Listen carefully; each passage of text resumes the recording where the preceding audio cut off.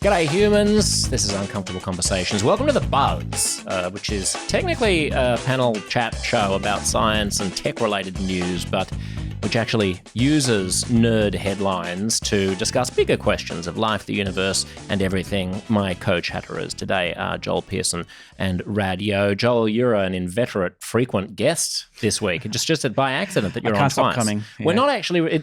more skeptical people will think that we're recording this on the same day and being lazy. But there's actually a 2-month gap between your and I changed last my T-shirt from white to black if my memory serves me right. If you can't see Joel's T-shirt, you have to come to YouTube instead of listening to the podcast, and you'll see Joel's beautiful face and also the beautiful face of Rad. Hello, Rad. Hello. Do you want to introduce yourself? Maybe, do you want to just? You can plug it. You can plug things at the end, but not now. You can plug things whenever you want to.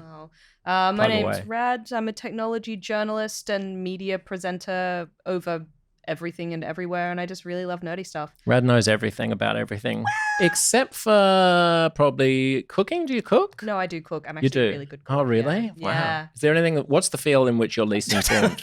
Let's start there. What's the maths? I'm actually quite bad at maths. Call yourself a nerd. Well, I don't. Maybe you don't. I don't think that maths is necessarily a key component of being a nerd. I think that there's multiple disciplines that, you know. Well, not with AI now, right? You don't need to know math. You don't need to program. You don't need to do any of that anymore. Yeah. It's true. And also, like, even if you look at some of the mathier sciences, like physics, a lot of it's also conceptual. So while I may not be able to do the calculations per se, I can still understand and talk about the concepts. You're sounding like those people who wear T-shirts that say, imagination is more important than knowledge. Einstein. You know, it's true. Like it's always It's true, Josh. It's like the fact that Einstein once said that is now the bane of his heritage because idiots use it as an excuse to not know things. And who's the bigger idiot? The idiot or the idiot that asked the idiot to come onto the show? That's a very good point. The first human has received a brain implant from Elon Musk's Neuralink company this week. I love this. I mean, are we getting to the point at which you can sort of just test on people the way you can test on rockets, and if you blow their brains up, then that's just part of the process, the learning process. What do we make of this? Is the future going to involve human brain interfaces, and is this brilliant or loopy on the part of Mr. Musk? Rad, in fact, do you want to explain what Neuralink is? Do you know what Neuralink is? Yes. So Neuralink is a brain-computer interface, which essentially means they put implants into the brain. It has hardware that reads messages or, you know, your neurons firing. It interprets those messages, and then theoretically it will control something. And where's the hardware? Is it in your head, or do you have to wheel around a little trolley with a computer on it? With a Commodore 64? It actually depends on who's giving you the implant. So with Neuralink, they currently have a little cable that comes out of your skull, out of your head. Seriously? Which feels a bit... I don't like a cable that goes... But it's wireless though, isn't it? It's like a little magnet thing that... Like the cochlea, isn't it? There are wireless ones. There was a university in China which has just announced the first like wireless one that's gone really well, which was implanted, I believe, in October last year. But I believe Neuralink actually has a cable. You can double check that if you want. But the cable plugs into what? Other hardware that's required to run it. The battery pack, I think. The battery pack sits on the outside. And so the idea, like I've heard that the part of the idea is that like one day Parkinson's patients could, you know, be cured because you could be sending a computer program into a part of their brain. I don't quite get it. That's slightly different, I believe. I believe ones that deal with Parkinson's often are trying to stimulate a part of the brain. I'm not. You might know more. That's deep brain stimulation. Substantia nigra. Yeah. What's the dopamine? I guess we should have gone to the neuroscientist, shouldn't we? Like, you and I are like, let's talk about brains. Shut up, Joel. You're only a neuroscientist. So that's a different thing. Yeah. And that is very promising, and people can have stimulation there, and they'll go from doing this to dead still. Podcast listeners can't see you, but you're waving your arm and then YouTube stopping people, I'm shaking, and then I'm doing a reenactment. But then Neuralink is what exactly? So it's there to control devices. So think people that have had accidents that think people that have had like spinal cord injuries, for example, and they can't move their limbs. It's that kind of thing. It allows them to, for example, one I was talking about with the Chinese university, it allowed a spinal cord injury victim to move a air-powered glove that allowed him to like pick up things and drink water. I don't think we call them victims these days, Rad. They're people living with spinal differences, not necessarily victims. But can't you do that using the spinal cord and using the neurology of the person? Why does it need to come out of the person? And so it depends. So eventually, like the way Elon Musk talks about this, right? We're going to be controlling our computers, our whatever, our phones. We're going to be just you and me. It's going to be telepathy interacting. Boom, boom, boom. I think the new device is called telepathy, isn't it? I think so, yeah. That's the name they gave. So that's the way they talk about it, and that's like horizon stuff. We're nowhere near there. And so Neuralink's not really even leading the field in this. So other universities mainly, not companies, which is a big difference. So I think Stanford has done it. Some maybe in Germany they've done it. So yet last year there's a Stanford study came out where someone had an implant and she could they trained it on her intentions. She couldn't speak, on her intentions to speak, and it would decode that. So it is using an AI-based algorithm. if she can't speak, how do they know they've got it right? Well, I want to see a picture of an train her apple. on looking at words see. and things, and they get it so it does work. And I think it was like 60 words a minute or something like that to the speed. So really? Yeah, so it works. So you can this type thing can work, yeah. just using your brain already? Yes. I mean, but the thing, you can do that with an EEG cap basically, right? They're not 60 words a minute, surely. I don't know, but that's the electrodes just sitting on with gel on your hair, right? Yeah. I thought you could think like yes, no. It's or getting like pretty forward, back. It's getting, but you can't think like no, the man studies climbed like the Eiffel Facebook, Tower Meta's and working jumped on off this. on a paraglider through an ECG cap, can you? Wait, what? Say that again? You can't think a complicated sentence. All I heard like, was paragliding. Yeah, you can't think a complicated sentence and have that translated by just wearing a cap with some gel, can you? You can with fMRI now, more or less. It catches the gist of what you're saying, not necessarily word for word. So they've done that with fMRI. That was published last year. Then actually scientists at Meta, who work for Meta, did the similar thing with MEG or EEG, I can't remember. But it's not word for word. It gets the gist of the sentence you want to say. Yeah. Right? But it's you don't have to drill a thing into your skull, right? You're not drilling bone and putting a thing, right? Little needles into your cortex. So it's very different in terms of invasiveness. Right, but I'm sure it's different in terms of accuracy, surely. I mean, if you've got a little needle that's identifying precise electrical signals between neurons, that's going to be better than just something that's... It is, but it's really local. It's like a little thing skull. like this, right? If I put EEG, I can get frontal, I can get visual core, I can get the whole, not the brain, but the whole skull coverage, right? These you can't put a thing in that you will one day, but at the moment you can't open up the whole skull and put like a sticker over the whole brain with little pins and needles. So where are they sticking these things in Neuralink? Do you know? Is there a part of the brain responsible for language or something? It depends if they're trying to do language or motor. So it depends on the individual patient. So it'll be the motor cortex if they want to get movement, do an arm or leg. So that was done in a patient in Europe last year. What? Over the motor cortex, and I think he could walk. So they decoded the wanting to walk signals, and that translated to a motor pack here, and his legs could his artificial limbs would just start to walk. No, his real legs, but it was like an exoskeleton kind of situation. Yeah. Right. Yeah. So how is that different from just being able to walk with artificial limbs?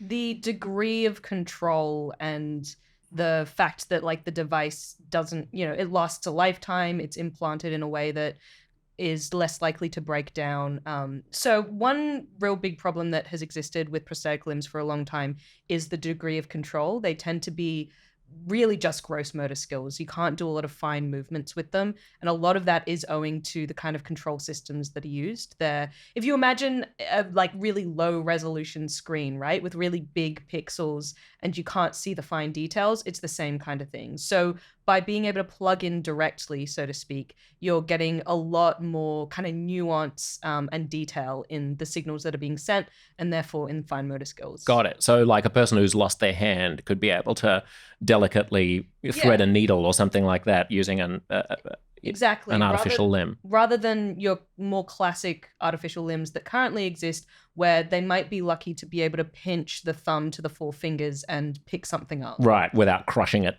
Yeah. They can bop someone on the head and that's Yeah. about it. So the vision of Neuralink, when you hear Elon Musk talk about it in his more whimsical modes, is that someday, well, this is not just going to be for fixing like brain problems or people who've lost limbs or have spinal injuries. This is going to be the way that all of us enhance our cognitive capabilities by expanding our minds into computers in some way. Does that make any sense? Elon is a creature of novelty and ego, would be my statement on that. He is someone who, I mean, for better or worse, love him or hate him, he does love to dream big. And I think that historically we have seen a really mixed bag of whether or not that dreaming has resulted in the kinds of results that he has promised or wanted, right? So I think Neuralink... But isn't that just a matter of time, sort of? Isn't like the visionary is sometimes... He dreams up self-driving cars and he says they're always 1 year away. But I think there will clearly be self-driving cars someday. He talks about going to Mars. You know, maybe it's not going to happen as quickly as he wants to. But if humanity survives, we'll probably do it. But I mean, those predictions are kind of like saying, you know, computers and mechanized systems will continue to enhance our lives. Like, we know that already. That's not surprising. That's not new. So saying we're going to have self-driving cars, I don't think that that's like a peek into the future. That's, if anything, a pretty logical, you know, claim. Same with Neuralink saying we're going to have systems that are able to enhance ourselves. I think that's a pretty logical claim. And I think that there's a really legitimate space where this kind of technology is being worked on, which is this disability and regaining motor function space. And then there is the pie in the sky space that he's talking about. But if BCIs become, you know, what's a BCI? A brain-computer interface. These little devices we're talking about. If they become commercially viable, they start getting implanted in people. He could say, "Oh yes, look, you know, I was correct. Neuralink, it works, and people are using it because it does have a function, and it probably will become, you know, usable sometime in the future." For what? What would a person who doesn't live with a disability use it for? I don't think it'll come to that space anytime soon because you need to remember, these are deeply invasive kind of devices. Right, but look at what some people do to themselves with cosmetic surgery or like, you know, turning into looking like a Korean pop star or something like that. Would you do it though? Well, no, hey, but I don't control get your phone and either. you can check your X feed. You have to. Oh, you have to do a massive surgery. Yeah, it's massive surgery. It's cost. It's the fact that Neuralink at the moment, I believe, doesn't have a wireless kind of charging system. They also implant deeper into the brain, which means that cells can grow over it and that needs to be replaced or updated.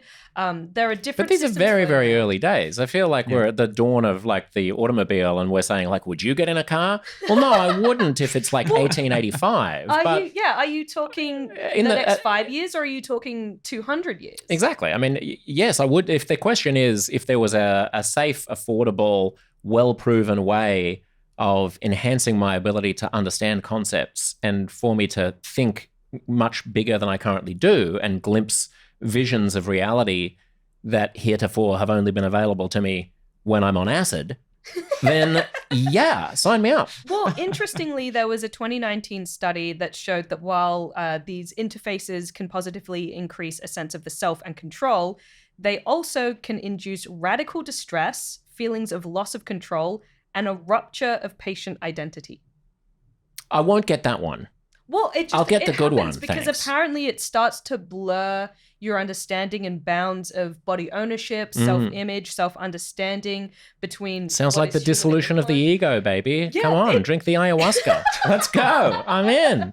Joel, sorry, you were going to say. I mean, that's one of the things that I was amazed with. So, you know, the locked-in syndrome where you can't communicate or you can just move your eyes. There's different versions, sort of degrees of that. And when people have like you mean patients who are completely paralyzed, they can communicate with their eyes, like the person they did that. So for the first 3 to 6 months, those people have, you know, trauma and they show depression. But after that, they actually bounce back and show pretty normal. You give them sort of questionnaires that you can get them to respond to. They don't seem upset. They don't seem depressed anymore. And so the years following that, they seem to be quite happy. All the indications we have that they're happy. when we think about it changing from the life we live to a life like that, it seems horrific and horrible, right? But it seems that's not the case for people living like that, which is an interesting way to try and think about it. But what does that have to do with a brain-computer interface? You're saying we shouldn't do it because we could get used to being paralyzed? Well, like Raja said, if they're living a good life and they're enjoying themselves, and this thing is invasive, just because humans are resilient and we get used to shitty circumstances doesn't mean we shouldn't avoid. They would deal with it psychologically, right? There are examples of individuals who've had eye surgery or genetic things done to their eyes and gotten sight back in their 30s, right? And hate it, prefer that they go blindfold because they don't like all the light and all the stimulation. Well, that's fine. They can have the blindfold. The people who want to see get to see. Yeah, I'm not saying I'm not against developing the tech or using it, but there are psychological dimensions to this that we don't know about at all. Right, and I think it's maybe an issue of it sounds really cool, but maybe we're like fixing a problem that doesn't exist, and it may just not be all it's cracked up to be. That being said, develop the tech. I'm all for developing the tech. I think that it's exciting, but I'm not sure that it is the fun thing that it always sounds. Yeah, I mean, it depends if you're sort of a utopian futurist, doesn't it? Because if you're kind of content with the way that humanity is, then just go, why do we need to, who wants this stuff? But if you're the kind of person like Elon Musk who wants to become an interplanetary species and have brains the size of a universe, then you do things to make that happen. I don't agree, because I think that there are already things that augment our lives that also aren't invasive. Right, but we wouldn't have developed those things if it weren't for people who had the mindset of Elon Musk, like Steve Jobs, for example, who was responsible for the biggest expansion of our brain capacities that we currently live with, which is the iPhone. Do you not see a delineation between a device that you utilize and something that changes the self? Of course I do, and people prior to the invention of the smartphone would have seen a delineation between tech prior to that and this device, or, the same with the automobile or whatever. I have the biases of this particular, time and place that I live in.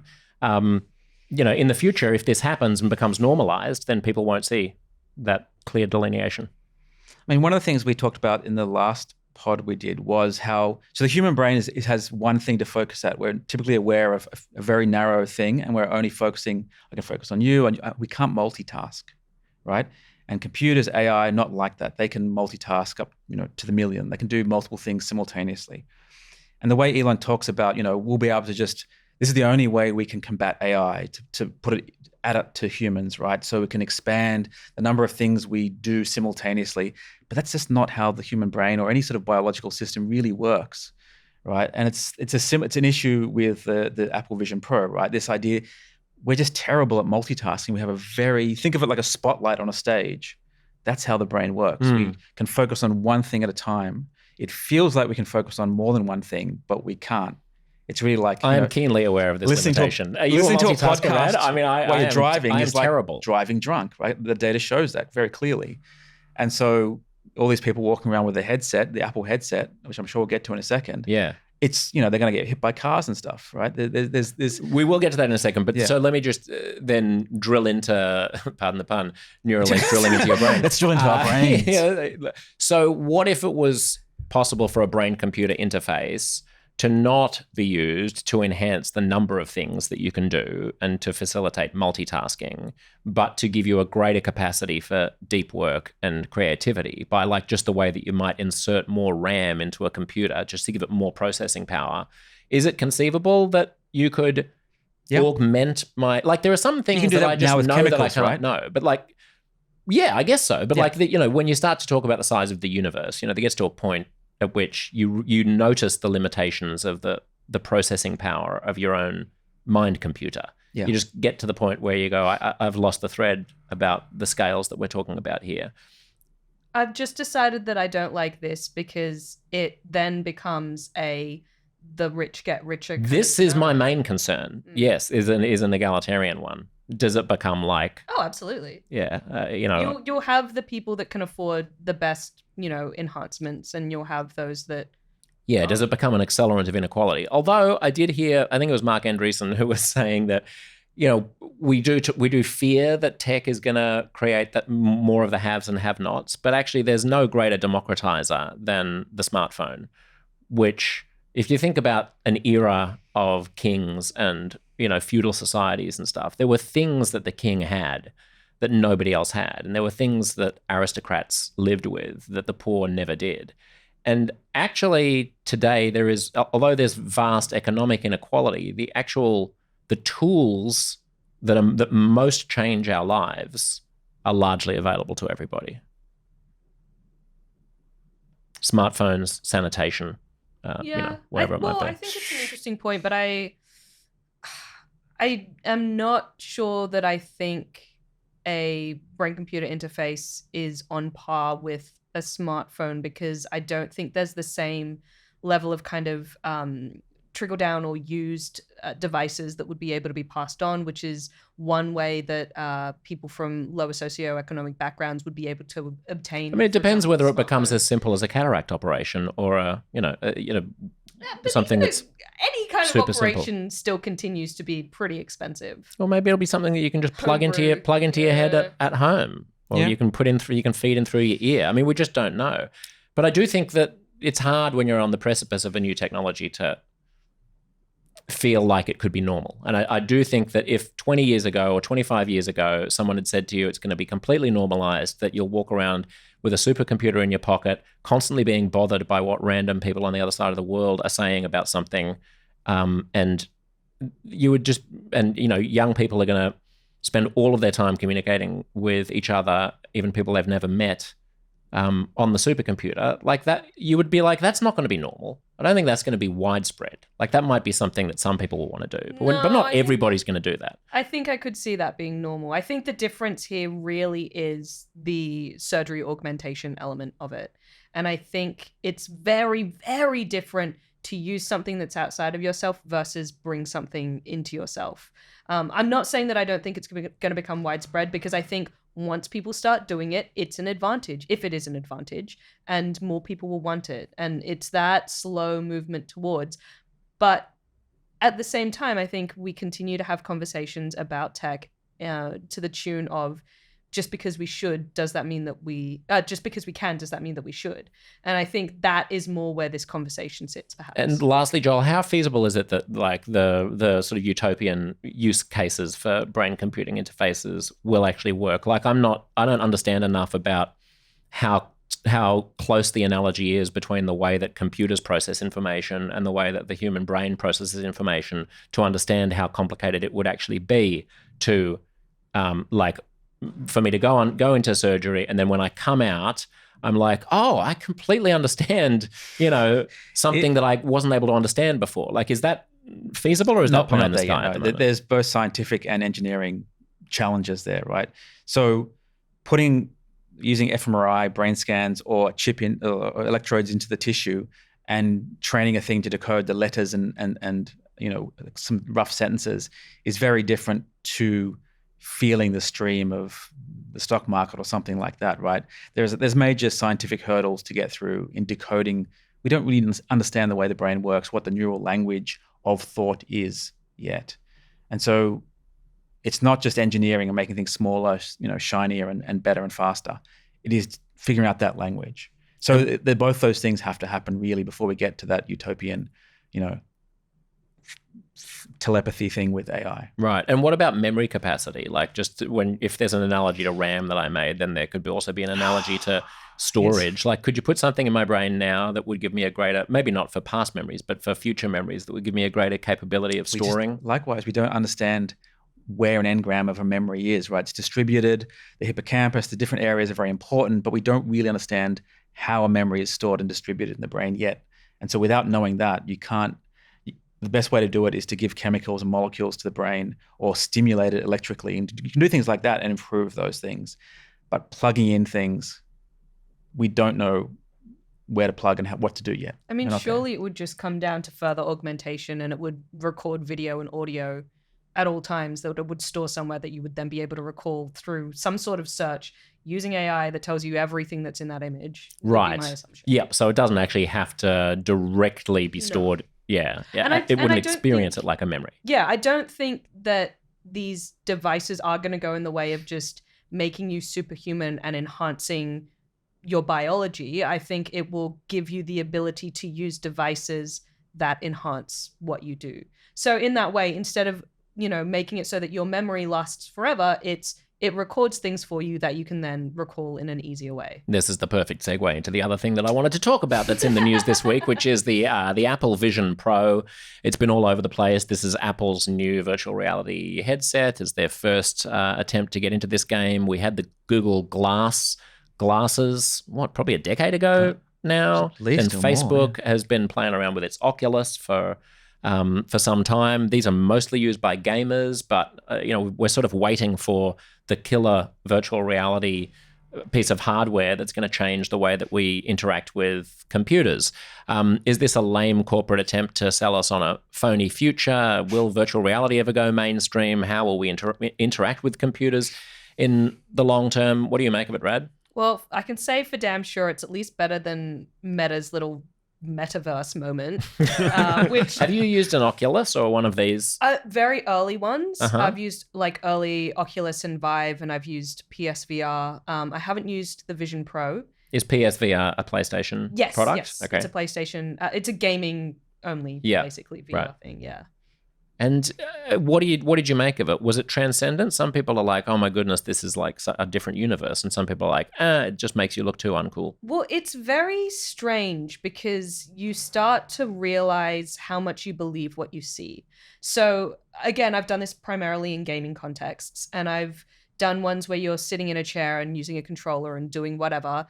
And those are interesting, but they don't really sell it. But the ones that totally get you when you're moving your body in a space with the headset on. And that's this really strange experience of knowing, for example, that you're not walking across a bridge with, a 100-story drop beneath you.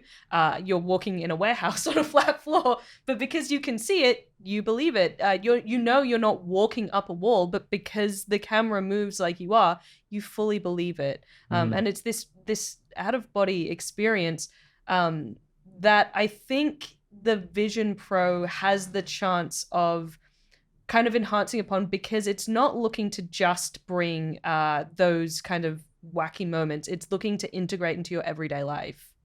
What's the pitch? What's that integration into your everyday life pitch? I think it's multitasking. Quite honestly, it's being able to spatial computing, because it's been allowed to say the word I've seen reality. One of the videos that went viral on social media about the Apple Vision Pro was a dude on the subway in New York who's typing on an imaginary keyboard, and he's just sitting there. I mean, these some pretty funny videos. Like, please. I remember with Google Glass as well, all these like loser incel, kids who can't get a boyfriend or a girlfriend are just wandering around the streets wearing these daggy things on their face. I'm those kids. Annihilating any chance of keep going, Josh. Keep going. Ever getting any romantic love or affection from this universe.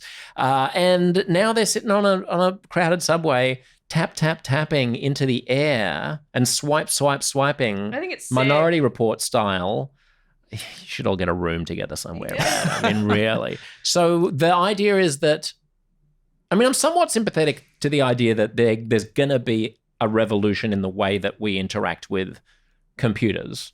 Yeah. Right? It's unlikely that my kids, when they're my age, surely are going to be sitting down in front of a physical, like, laptop or like a physical. Rad is raising her eyes like you think it is. Do you think they're going to be typing on buttons in 40 years? I reckon they will be. You reckon they will be? 40 years? No. Aren't they just going to be thinking and swiping and talking? Two things. One, I do think that keyboards are going to be a bit of a harder sell because the generations below are just touchscreen obsessed, touchscreen natives. Right, but the touchscreen has a keyboard on it. Yeah. You know what I mean? It's like everything we still do is still filtered through, well, I suppose speech to text is getting better, but you're still correcting things using a keyboard, using the idea of letters on But speech to text also requires you to say it out loud, which also means that other people can hear you, whereas a keyboard the tech dude bros on the subway won't give a shit. They'll just be like, Siri, Sal. But there are ways around that, right? You can have the thing that, like in the spy films, they have the little microphone thing. You can have bone conductance and microphones but you're here. still having to create the noise. But very, very quiet. I mean, there are ways around that. But yeah, it is. Imagine looking up a spicy video. But the visual, the Apple Pro thing has that. Their speakers are outwards facing. They're not outwards facing. Well, they're I just mean, not they're not, they're- because people go, oh, I want to use this for watching movies on flights, right? But there's nothing covering your ear. There's no noise cancellation. really? There's no, I mean, that I'm seems, pretty sure you can just then like pair it with headphones and use that. I instead. hope so, because there's no noise cancellation. But Yeah. I think that's part of their vision, if you'll excuse the pun, of having it be a device that you can use while still That's quote, the unquote, augmented, being in the real world. Yeah. I mean, again, coming back to this thing that I just sort of touched on earlier about it's hard to put yourself in the mind of an era when things that we regard as normal weren't normal.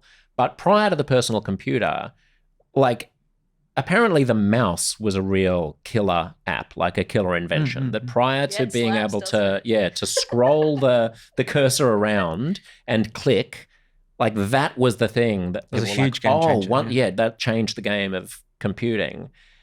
And we must be on the brink of another mouse, like another, or bigger, probably. Yeah, I haven't tried the thing either, but in some of the videos, what is it? Casey Neistat one was pretty interesting because towards the end, you see a moment where he freaks out a little bit and kind of says like, I forgot I was wearing it, I had it on for multiple hours. It was just the new reality. I just had all this information at my fingertips. And you can kind of catch a glimpse of, like you're saying, that's what computing is going to be. It's going to be integrated. We're going to have a smaller version of that on our head all the time. And just to clarify for people, the reason why you're saying that Casey could say that he forgot that he was wearing it is because it wasn't in virtual reality mode. It would have been in the augmented reality So he's mode, walking so around, he can see everything. skateboarding and buying donuts, and it's, So it's just like a pair of glasses. You're looking at the world, and it's No. superimposing. It's using cameras to capture the right, world and then okay. feeding it back to you on screens. But in high But that's the enough trick of it. It resolution- feels Right. like it's apparently Right. feels like it is like transparent glasses when it's not. Right.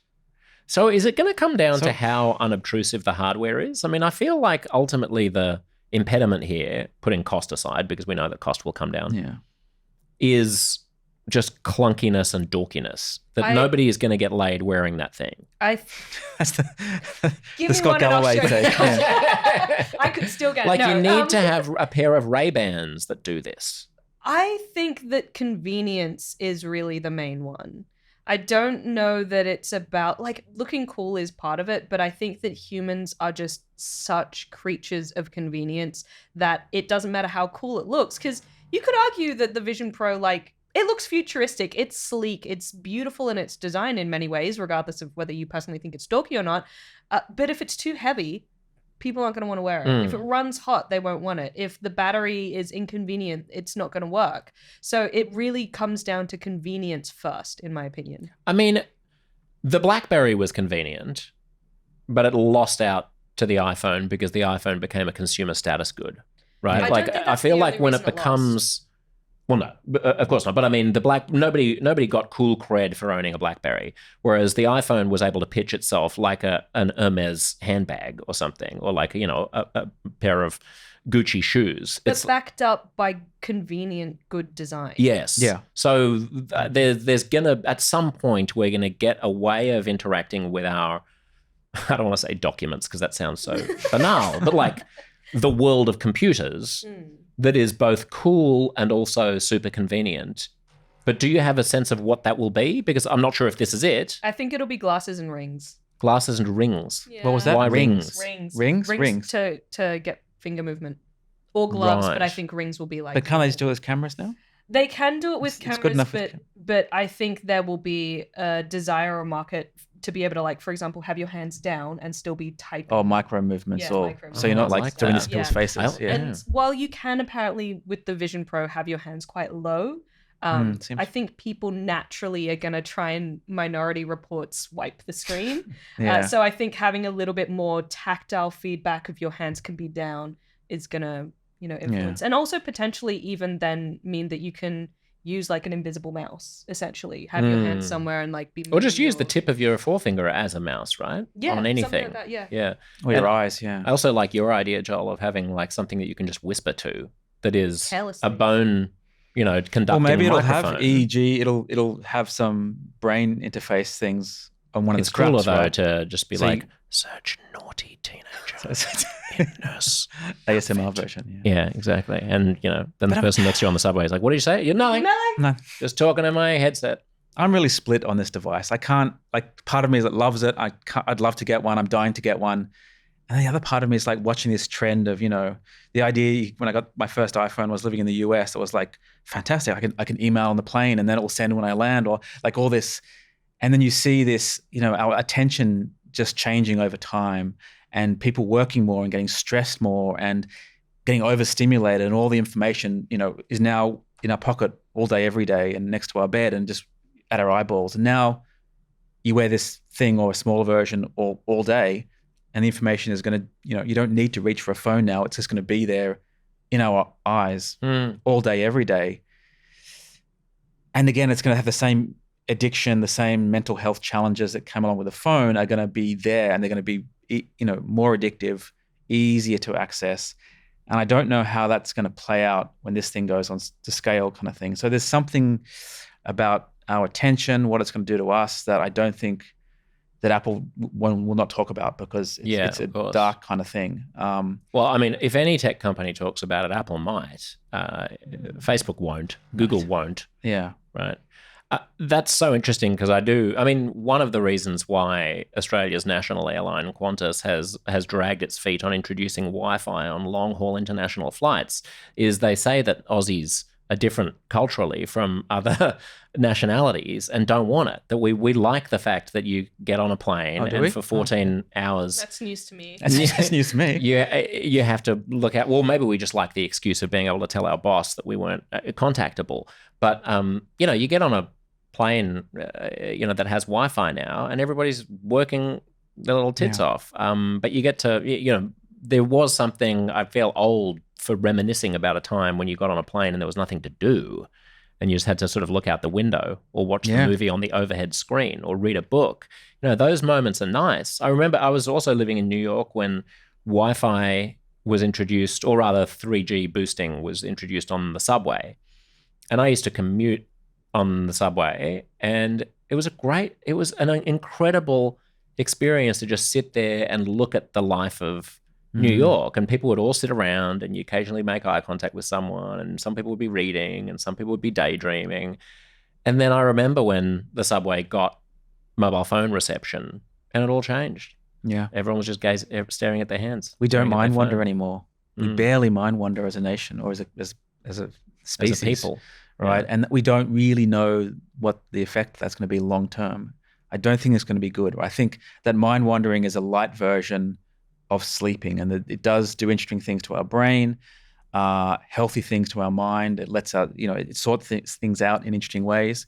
And if you take that away, it's going to be doing something like sleeping less. And we haven't really researched that well at all. The only form of mobile phone use that I condone is podcast listening, which people should do all the time. And you can subscribe, Substack, YouTube, uncomfortableconversations.substack.com. Or reading. I hear there's this new YouTube. book called The Intuition Toolkit.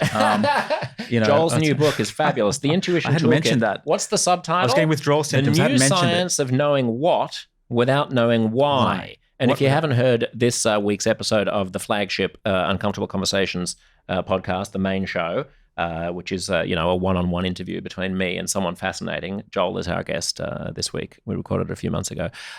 So Brian Johnson is a name that I can't believe I didn't know until Joel flagged it for me as someone to talk about. He's been doing the rounds, promoting his life strategy of living according to an algorithm. Is this the way to live? Joel, who is he, and what does living according to an algorithm fascinating on so many levels, right? Because I have to be careful, because I get hooked into the whole longevity thing and try and hack my life, and then it gets a bit addictive and ends up being, negative mental health wise. So he started up, what was it, Braintree, I think the company was called, and sold it for something like $800 million. That was quite a while ago now. And what is that? Is that one of those learning online?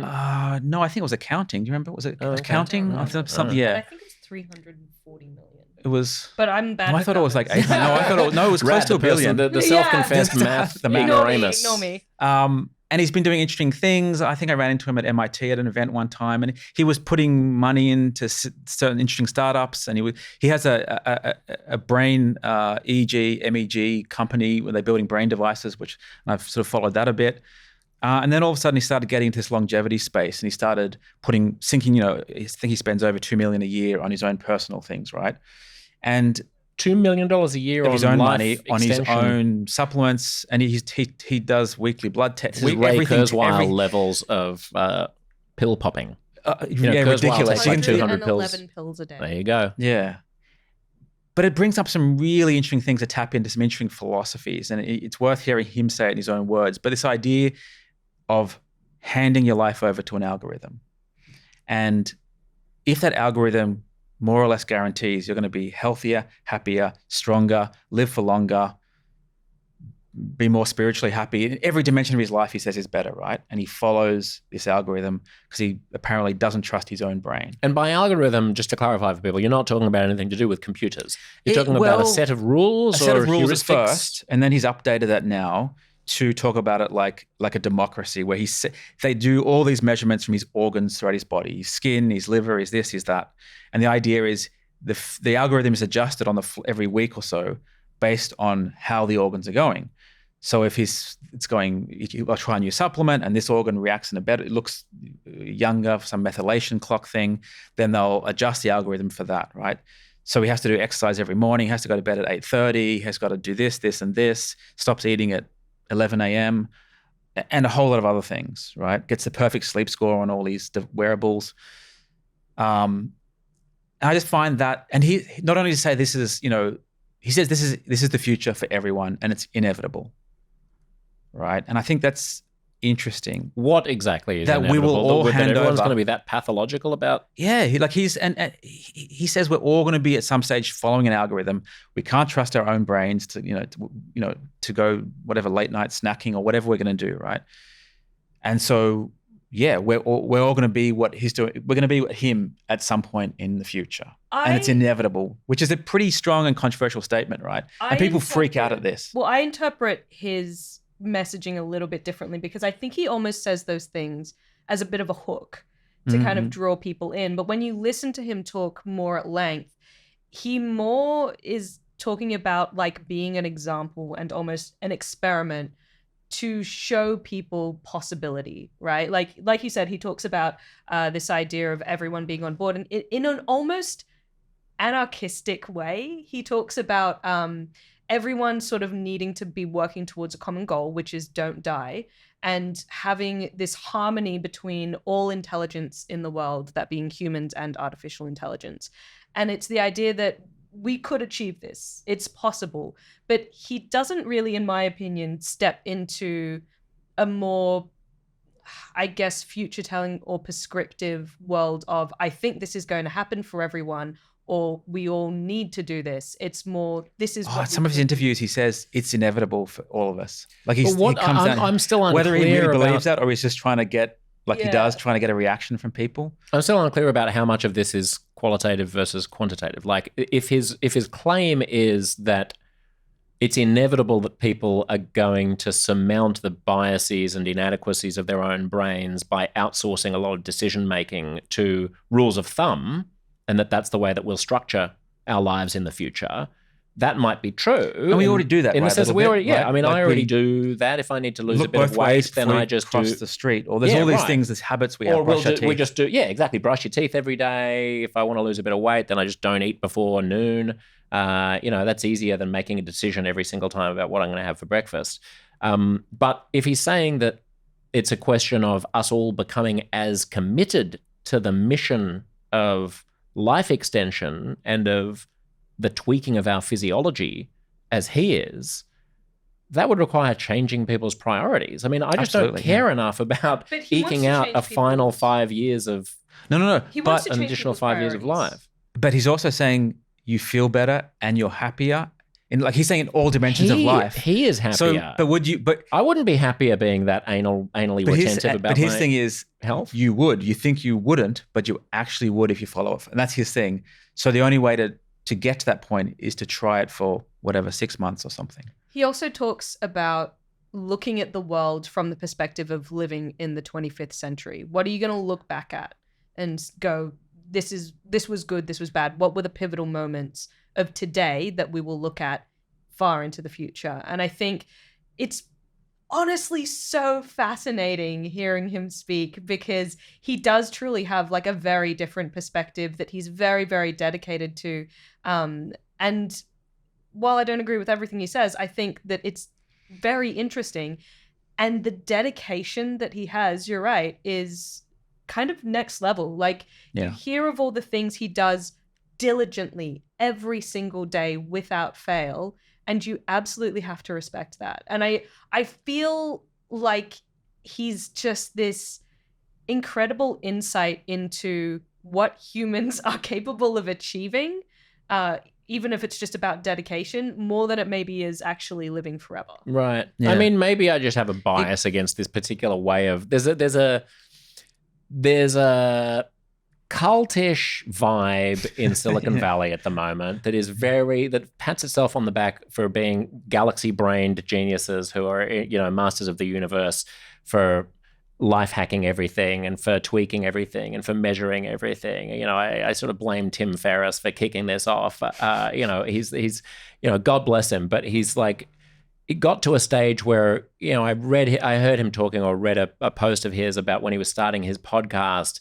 He interviewed and hired a bunch of former NPR producers to analyze every single, moment of his interviews and give him feedback on them. And then he sort of life hacked his way to learn. It's like everything is measured. Everything is hacked. Everything is robotic. Everything is bureaucratized. Everything is systematized. And to me, that drains some of the romance and messiness out of human existence, and you lose something ineffable in the process. Yeah. No, I think Brian Johnson, I think he's got a very particular personality, so he finds doing that fairly easy. Exactly. That's why I think a lot of people him. Like he says, you have to try it for 6 months. Well, okay, the only people who are going to try it for 6 months are people who are likely to find it fulfilling. People who think who are going to end up thinking it's a crock of shit aren't going to try it for 6 months. It's a self-selecting group of people. To say that it's a universal rule that, micromanaging your kidney function every morning is going to make everybody happier is ludicrous. People are different. What if it was true though, Josh? Well, what if we all did it and then we're like, fuck, this is amazing. It could be true. What grounds do we have for believing? No, I know, but what if? And that's the catch. That's his kind of twist, right? That if you all do it, you'll realize. But that's just like a fundamentalist Christian saying, like, if you just follow I am the way, the truth, and the life. Like, follow me, and maybe you'll all go to heaven. Well, maybe, but I don't have any reason to believe you. I also think that it really narrows down the human experience. Like, you're already saying it's only the people that are going to find it fulfilling that'll do it. I think even more than that, it's kind of the shit of like, upper middle class people in Western countries, right? Like, someone living in rural Mongolia isn't gonna like look at this thing and be like, oh yeah, sounds lit. Like I truly do think that I'll be happier. It's not cross-cultural. Yeah. Oh, absolutely. At all.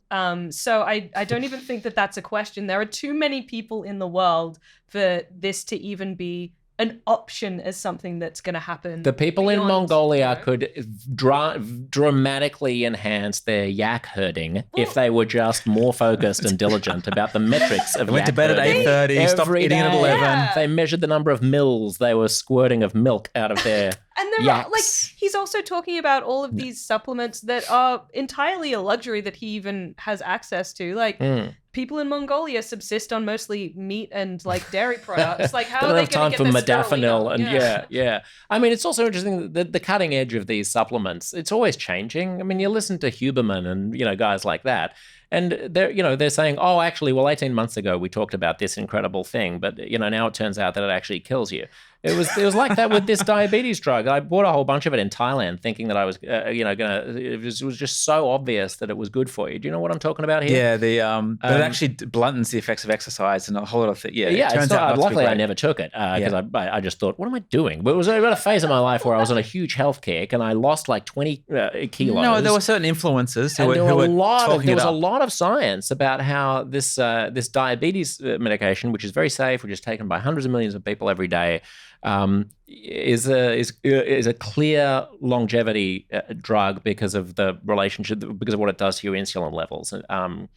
Now they've just gone back on that. Yeah. So does it do anything for you if you don't have diabetes? Is it like dangerous if you don't have diabetes? Yeah, there is some suggestion now that it is. That's my point. But at the time they were saying like there's no harm in taking it because people who don't have diabetes who take it seem to outlive even people with diabetes. I mean, sorry, even people who don't have diabetes who don't take the drug. I can't help but experiment with all these things as well. It Really? drives my wife crazy. I'll like bet. I just like, I just did like the 4 months of the carnivore. Oh, right. With adding, but I added in the fruit and the honey and the eggs and cheese. Another friend of mine is on this. So I've kind of. Do you feel great? Did you feel great?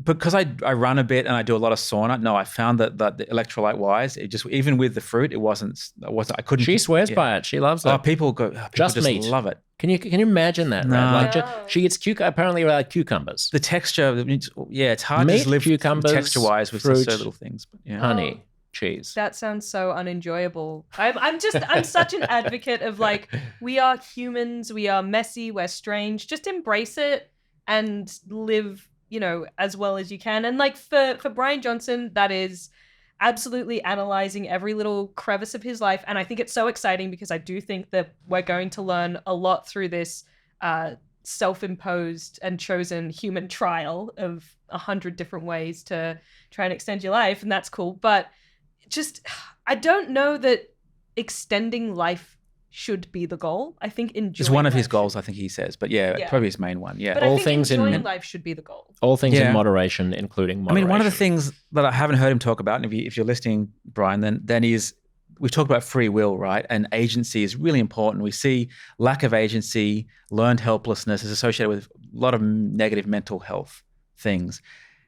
And handing over your liberty, your freedom to an algorithm, I think for a lot of people, even if they can manage to do it, is going to have a negative effect psychologically that, again, we haven't measured or we don't understand, right? Because we've talked, I don't think we have free will. And we've talked about that before many times. That may be controversial. Yeah. There's no evidence we really do, but we feel like we do. And it feels very much like we do have free will and agency.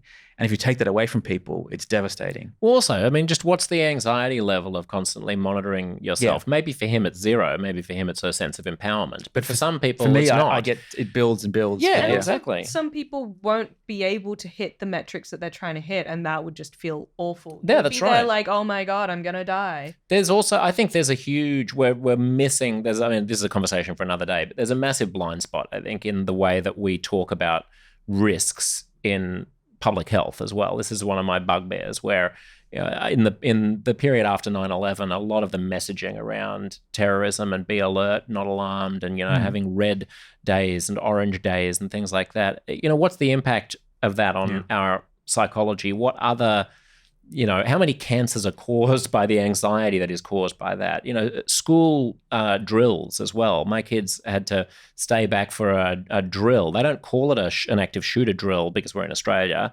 Really? But it's an emergency drill. What do they It's do? in case something bad happens. They get under the desks. They get under their desks. Oh, they really? learn how to maybe be corralled, where to go in case of an It's emergency. like a nuclear war thing. Or Yeah, something. exactly. I don't know what Jeez. it's about. Like For us, it was when there was a random dog that wandered onto school grounds. So it could be that. I mean, it could be a I've never bushfire. had- It could be a war. I don't know what they're thinking it could be, but I guess it's in case there's.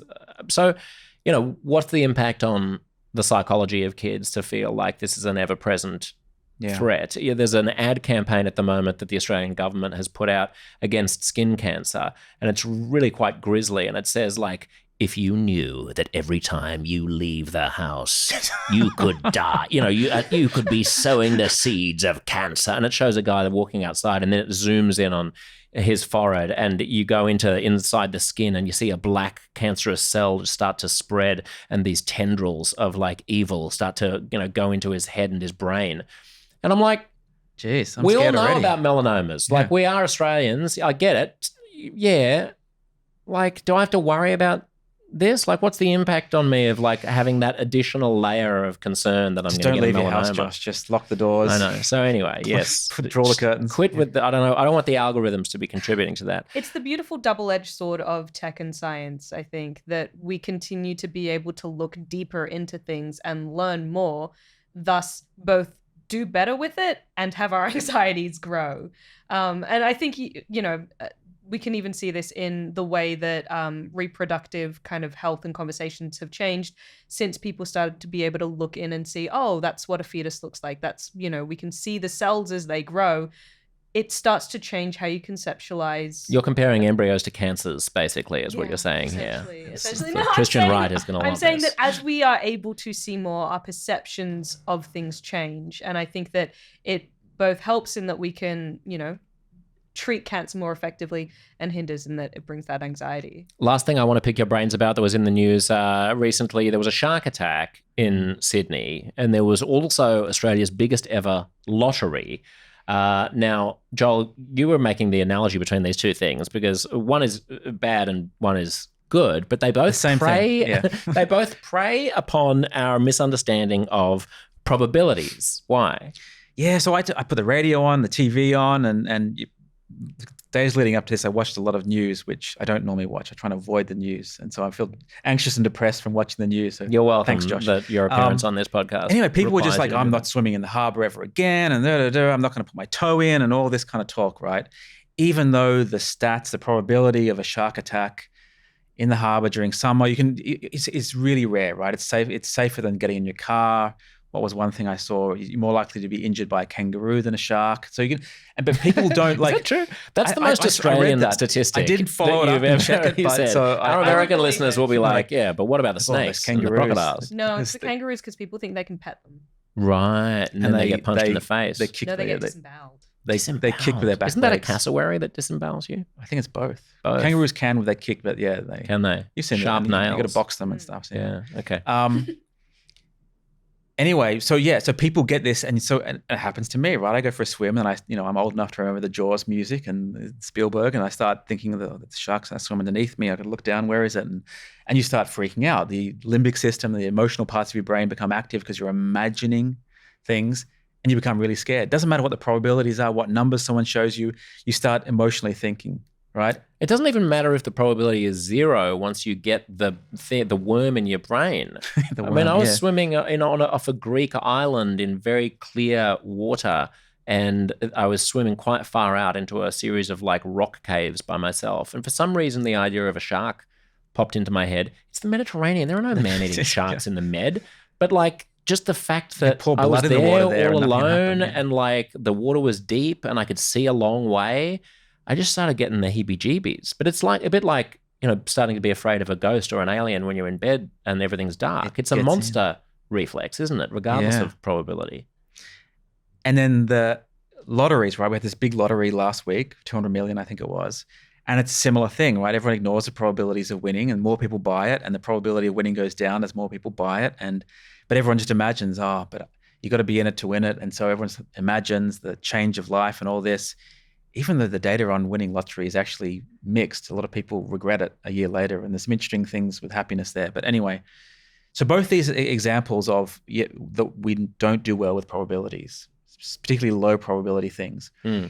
And low probability, L, is actually going back to, did I mention I have a book that just came out? I may not have mentioned it to you yet. Anyway, it's an acronym there called SMILE, and the L in that is for low probability, and others sometimes call that the shark attack rule, because don't use your intuition for these kind of things, right? Don't try and feel your way around lotteries or winning or shark attacks, because the emotions take over. We just don't get probabilities. Plane crashes, right? We get emotional thinking. We start getting scared. So that's one of the rules around intuition. We should just stay away from that. I just think it's interesting when these things take over and they spread almost like a virus horizontally through the nation. Are you vulnerable to this stuff, Rad, or are you like a hyper-rationalist? I am a deeply anxious person. Really? Gift from my mother. Yeah. No, I'm sorry, Mom. No, she is someone who is very, very good at predicting outcomes and very, very motivated to avoid bad outcomes, right? And I think that that's in a lot of ways very natural. And I think you're right. It requires sort of active choosing to move away from that and go, I know that the probability is low and therefore I'm not going to make this decision. So one example is I have a very beautiful dog that I love very much, and my mum is terrified of me tying him up outside a shop or something to go inside the shop, because she's like, what if something happens to him? What if someone steals him? When I was a kid, and there was that really, really awful story about, I think, a 3 or 4-year-old boy who was taken by 2 8-year-old boys in the middle of a crowded area and killed. She really freaked out, and she was like, what if that would have happened to you? And, you can start to take in all of those stories and go, the worst case scenario is so bad that I am unwilling to even roll those dice. And that is something that has, in a lot of ways, been instilled on me. I try to move away from it and I go, look, Australia is a country where there is a culture of tying dogs up outside. I generally am only ever gone 10, 15 minutes. I don't tie them up anywhere hot. I don't tie them up near the road. I take all of these precautions, but it still sits inside you, this fear of the what if. And I think on the flip side, you have the hope of the what if with the lottery example. And baby, I think that's just being human. I mean, I don't think there's anything wrong, is there, with using the algorithm, to go back to that, of I don't want to tolerate any risk of X, therefore I'm not going to do Y.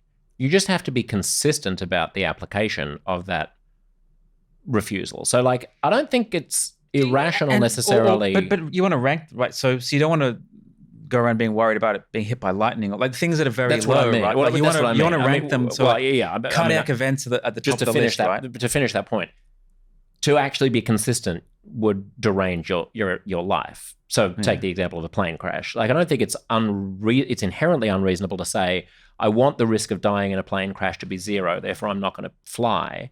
But you would also have to say, therefore I'm not going to drive. Like, it's so much, there are so many other riskier things that in order to be consistent, you would also have to say, I'm not going to take all of these other risks. But why do you have to be consistent? Well, that's a good point. Maybe you don't. Maybe it's okay to be like, I don't want any risk of dying in a plane crash. What's wrong with that, Joel? Well, I think the point more is around, right, there's a cost to whatever you pay attention to as an individual or as a nation, right?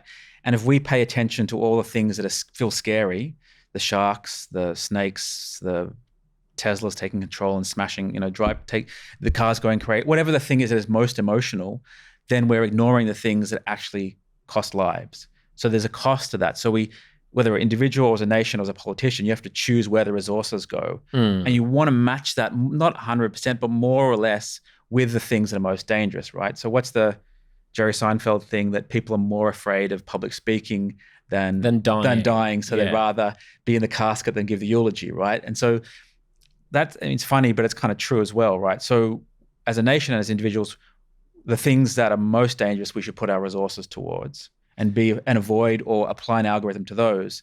And the things that are really maybe very scary and keep us up at night, but actually aren't very dangerous, we've got to find ways of psychologically dealing with those. I guess it depends whether or not we're just talking about, do I not want to die, or is there a particular scenario that I'm trying to avoid? Like, I'm quite good at making my rational brain override my lizard brain.